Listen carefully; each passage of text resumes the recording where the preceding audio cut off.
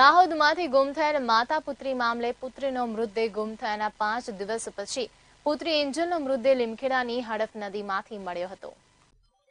પૈસા કોઈનો સગો નહીં ને પૈસા મારો પરમેશ્વર છે તેમજ રૂપિયા માટે માણસ કંઈ પણ હદે જઈ શકે તેને સાર્થક કરતો કિસ્સો દાહોદમાં સામે આવ્યો છે, જેમાં પોતાની બહેનપણીએ જ 6 લાખ રૂપિયા માટે બહેનપણીને તેની 3 વર્ષની પુત્રીની હત્યા કરી દેતા ચકચાર મચી ગઈ હતી। દાહોદમાં દર્પણ રોડ પર રહેતા 48 વર્ષીય અપરિણીત નંદાબેન આંગણવાડી કાર્યકર તરીકે ફરજ બજાવે છે। તેમને એક દત્તક લીધેલ એન્જલ નામની 3 વર્ષની પુત્રી સાથે રહે છે।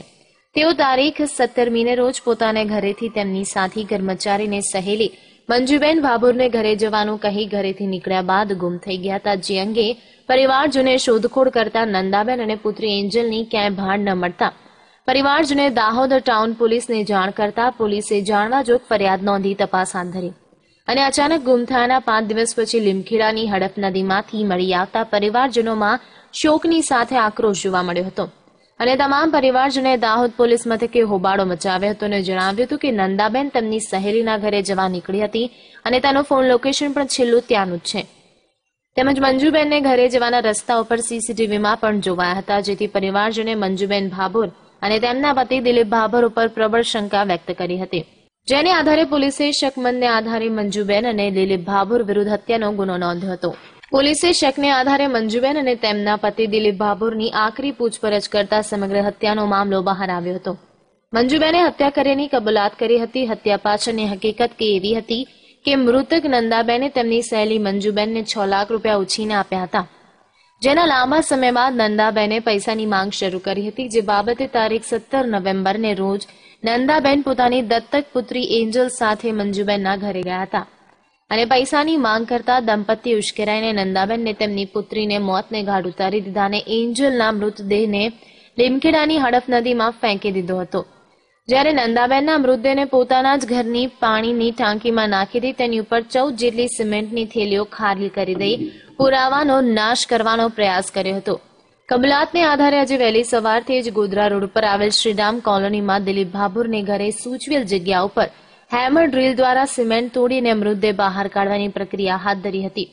દિવસભરની મહેનત બાદ સાંજે નંદાબેનના મૃતદેહને બહાર કઢાયો હતો અને સમય વધારે થયો હોવાથી મૃતદેહ ડિકમ્પોઝ હાલતમાં કોવાયેલી હાલતમાં બહાર કાઢવામાં આવ્યો હતો અને પોસ્ટમોર્ટમ માટે વડોદરા ખસેડાયો હતો અને પોલીસે આરોપી દંપતીની ધરપકડ કરી આગળની કાર્યવાહી હાથ ધરી છે। 17 તારીખે નંદાબેન તથા તેમની દત્તક પુત્રી ગુમ થયેલાની જાણવા જોગ દાહોદ ટાઉન પોલીસ સ્ટેશનમાં નોંધવામાં આવી। 2-3 દિવસ પછી એમની બાળકીનો મૃતદેહ લીમખેડાની હડફ નદીમાંથી મળતા દાહોદ ટાઉન પોલીસ સ્ટેશન તથા તેમની સમગ્ર ટીમને કામ લગાડતા નંદાબેનના દીકરીની જે મૃતદેહ મળ્યો એના શંકાના આધારે 2 શકમંદો દિલીપ તથા તેની વાઇફ મંજુલા, જેને અમે પોલીસ સ્ટેશન લાવતા દાહોદ ટાઉન પોલીસ સ્ટેશનની ટીમ તથા અમે લોકોએ સઘન પૂછપરછ કરતા ત્રીજું રોહિત સાથે મળી તેમણે નંદાબેનનું તથા નંદાબેનની દત્તક પુત્રી એન્જલ એનું ખૂન કરવાની કબૂલાત કરેલી છે,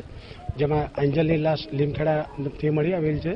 અને નંદાબેનની લાશ એમણે પાણીની ટાંકીમાં નાખી 14 થેલી સિમેન્ટ નાખીને એને પૂરવાનો પ્રયત્ન કર્યો હતો। સવારે 8 વાગ્યાથી એમણે તમામ માણસો કામે લાગતા લગભગ અત્યારે એનું ડિકમ્પોઝ થયેલું મૃતદેહ મળી આવેલ છે। કારણ તો વ્યાજમાં પૈસા લીધેલા હતા એને આપવા ના પડે એ કારણ છે। लगभग 6 लाख જેવું। 17/11/2018 को नंदाबेन सिसोदिया जो गुम हुए थे, जिसकी complain Dahod town police station में 19 तारीख को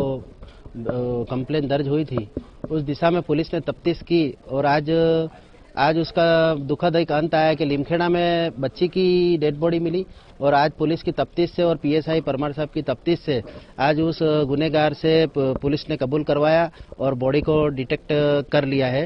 और पुलिस ने अपने जो भी कामगिरी थी जो सुबह से उन्होंने है उनकी कामगिरी चालू कर दी। एसडीएम साहब की मौजूदगी में जो डेड बॉडी को निकालने में आ रहा है, अब बस हमारी यही निवेदन है सांसी समाज के युवा। डेड बॉडी पूरी डिस्पोज हो चुकी है और उनके घर के अंदर ही पानी के टैंक के अंदर ही उनकी बॉडी मिली है। उनको मारने के कारण में कुछ पैसे का लेन देन ही है, हमको ऐसा लग रहा है। दीपेश दोषी साथे लाइव गुजरात न्यूज दाहोद।